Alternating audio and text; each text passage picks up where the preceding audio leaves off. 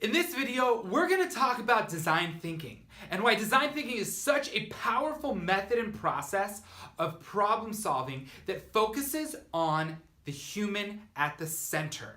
And that is something that I think differentiates it from so many other methodologies of problem solving and why it is such a powerful way of invoking institutional and organizational change. This could happen in a classroom, this could happen on a school level, a corporate level, but the truth is that if more people employ design thinking and design thinking principles into their practice of problem solving, we would have much more success in the world. So stick with me and we're going to talk more about design thinking today.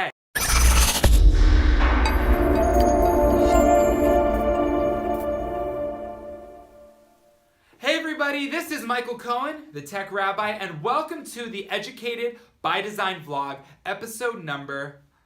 Today, we're going to talk about design thinking and why I have seen design thinking create such impactful moments and really create some of the most interesting solutions to problems that focus on the user in a very unique way. Design can be broken up into three general categories, and I learned this from John Maeda. He shared this on a number of occasions. For those who don't know who John Maeda is, you need to check out in the description below the link to his Twitter account and engage with him. He was a leader at the MIT Media Lab. He was the president of the Rhode Island School of Design, and now he works for a company called Automatic in Silicon Valley. He understands design in such a powerful way. So the three categories are classical design. This is a table, this is a chair, and I'm designing this and it will need to function in what people expect from a chair and a table in obviously the best possible product outcome, and it needs to ship and then it's done. And you need to just embrace the fact that that is a final product and there's no way to alter the ones that are already out in the wild. The second is computational design, which focuses on how design can influence the way in which technology solutions are created. And those are constantly iterated, constantly updated. As many of us know, there was a recent iOS update a couple days ago, right? It's never ending, it's always evolving. The final category is design thinking. And that is, how do you support organizational, institutional change? And it's human-centered, where systems thinking and a lot of these other problem-solving strategies are not necessarily going to have the starting point of design thinking, which is empathy. And we've spoken about empathy on this vlog before. A lot of my writing, most of my talks emphasize empathy as really the key ingredient. It is the flour for the bread, right? It is the egg in the omelet. You know, you could have the best complements to that foundational ingredient, and if you are lacking it, it could taste great, but it's missing something, or it could just not taste good at all because it's totally missing it. Varying degrees, but I'm super pro using empathy, and many times individuals misunderstand empathy. You can check out previous episodes to see in depth when I talk about what it is to understand empathy, but the simplest definition is you understanding the needs and the challenges of the individual so that you can figure out how best to serve them. That doesn't mean delivering them what is the best unless it's their needs in mind. So if you're an expert and you're designing the best thing and it doesn't work for that person, you haven't employed empathy and your product is weak. Okay, so let's break down the design thinking process through the lens of a pretty interesting 9th grade lesson that I'm involved in right now, co-teaching with a fellow educator. So you start with design thinking with that empathy piece, and you have to understand who is your target market, who are those people, and what are the challenges, what are the needs, and what are you actually going to provide for them that has value beyond your quote-unquote expertise in providing solutions in this specific area. The next thing is you need to define what is this the problem. So you empathize with the people, you get to know them, you get to know their needs, their challenges, their struggles. What is the problem that you're looking to solve? Do they actually have that problem? Is that the root cause of the problem? And we'll see towards the end of the design thinking process how going through the design thinking process might allow you to realize that the definition of that problem that you have created is not the essential problem. And by going through the design thinking process, you became aware of that, and then you get to circle back and reiterate. So you define that problem. So I'm in the class and we're talking about students, 9th grade, 14 years old, and they're struggling with prayer.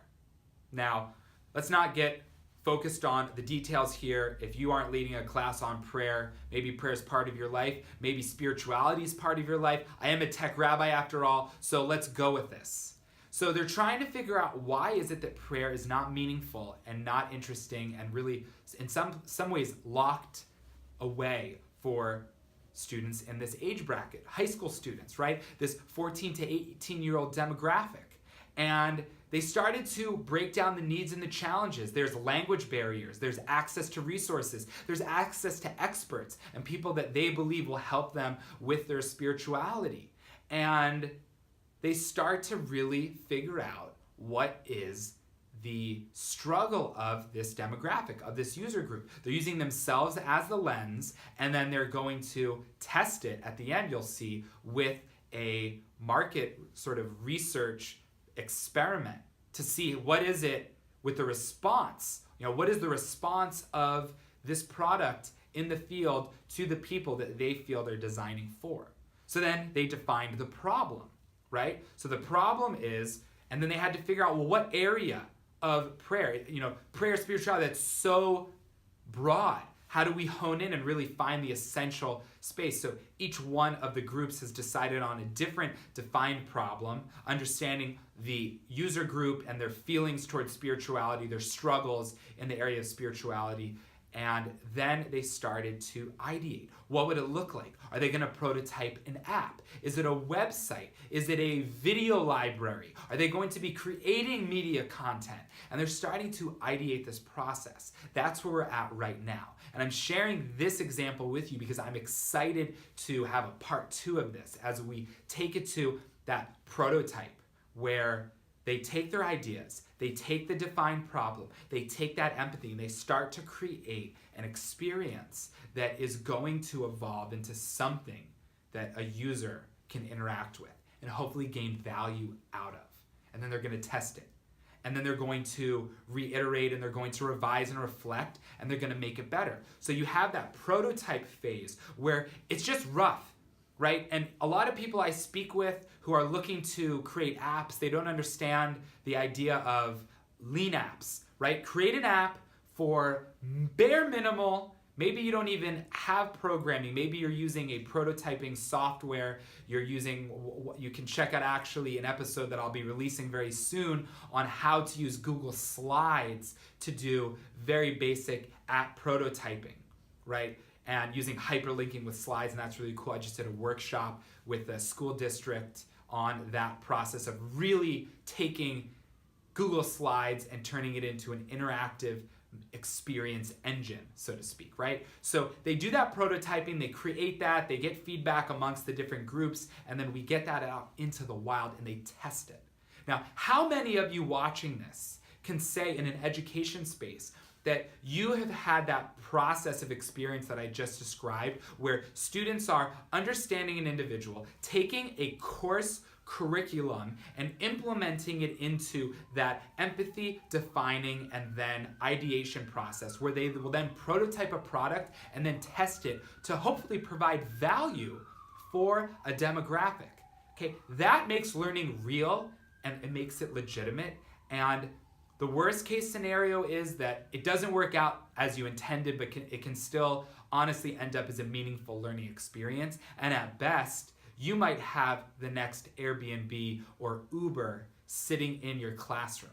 One of the things that I'm doubling down on this year is empowering high school students and providing them with resources to actualize their passion and vision to create a company that provides value, or create an organization that provides value. And if that can be something that's financially viable too, why are we stopping them? Why are we telling students that are 16, 17, 18 years old or even younger, that they are stuck in this trajectory of going through high school, going through college, and then I'm gonna start to explore. You don't explore your passions and your self-awareness even in college. It's something that you're supposed to figure out, hopefully, because you generally looked at a career path and now you need to get into that kind of nitty-gritty component. So that process. Now, what does that look like for an organization, right? Using design thinking to create a better faculty culture, a culture that stimulates collaboration, right? How do you get there?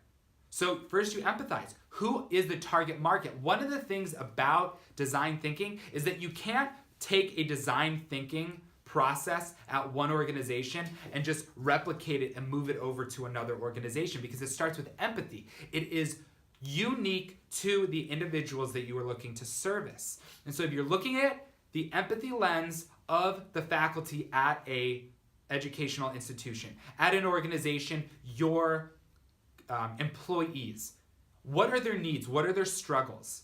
One of the things that I see with adoption of technology time and time again is, what's the pushback? The pushback could be this, and I learned this through the design thinking process. I'm speaking with an individual. It's a anonymous, or not anonymous, but a confidential conversation as I'm helping this organization. And I say to them, what is it that is preventing you from training effectively with the software? And they said, I don't do many things well at this company, but the one thing that I do well is managing this set of information and making sure that everything is in the place that it needs to be with the current system. And I'm nervous that this new system will cause me to fail in this area, and then I will be contributing nothing good. I will not be succeeding in anything in this organization. Think about that for a second. It's not they're against the technology. It's not that they're against being on board and being a team player. They're nervous that it will expose that they feel. Their perception is this is the only thing they do good, and now this is being jeopardized. So I think that is super important for us to consider in the design thinking process, because that is what will create a genuinely effective and meaningful institutional or organizational change. So you have that empathy, then you define the problem, you involve stakeholders, then you start to ideate, well, what are the solutions? Come up with 50 solutions, come up with the craziest, wildest things, and then start to piece them all together. If you're doing this in pods of different individuals, when you come together in the end to absorb all of the different great ideas, you'll be surprised how so many of them will complement each other. And then you prototype. You start with an experiment versus saying, this is what we're doing, we're going full force, and this better work out because so much is at stake, right? Experimentation takes that guard off of people. Oh, we're experimenting, right? In science, things are supposed to blow up and not work and come out, in not the best way. And then we get back to the drawing board and we do it. And then you test it. And you test it with the understanding that it's going to be refined and that this is a process of exploration over the course of 3 months, 6 months, a year. But we're not setting something in stone. So that is the design thinking in a snapshot. I think that it's super important for us to take a look at design thinking, take a look at its role in our classroom, in our schools, in our institutions, even our corporations, right? Right now I'm in the process of working with a nonprofit, trying to get them to employ design thinking when they look at the technology solutions that they are trying to employ to be efficient and to be effective. But they're getting pushback and people aren't following the protocol, because it's not about making a laundry list of protocol. It's about understanding the needs of the people in the organization and the people that are being serviced. And how can we then create a solution and a clarity that will make us all super effective and have the best solution to solve that problem. So that's today's episode. Thank you for watching. Please subscribe. Please like this video, share it if it provided you value, and most of all, let's keep the design conversation going.